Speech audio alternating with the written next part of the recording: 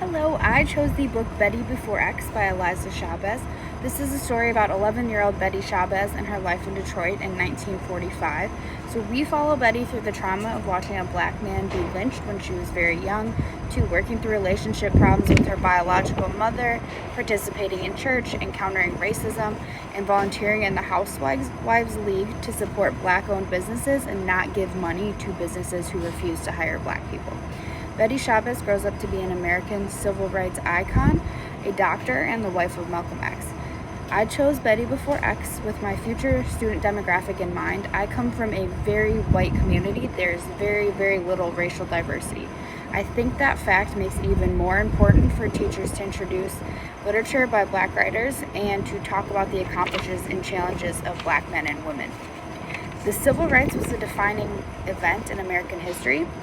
I want to include a lesson that specifically covers the civil rights movement to help my students come to the conclusion that every citizen in the United States should enjoy the same rights and freedoms that are described in the U.S. Constitution. So using this book in a lesson can show my students what it means to be an American citizen, how to recognize injustice, and how organizing to fight for justice can lead to positive changes.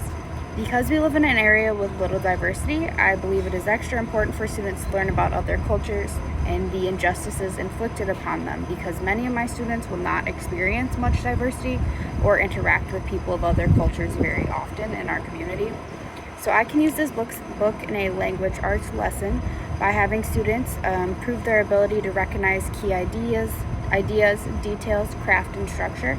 We can practice summarizing the text, discussing how the story would be different if it was from a different viewpoint, and describing specific characters and events from the story in depth. We can also incorporate engaging discussions, choosing words to convey precise ideas, choosing correct punctuation, and reading with fluency.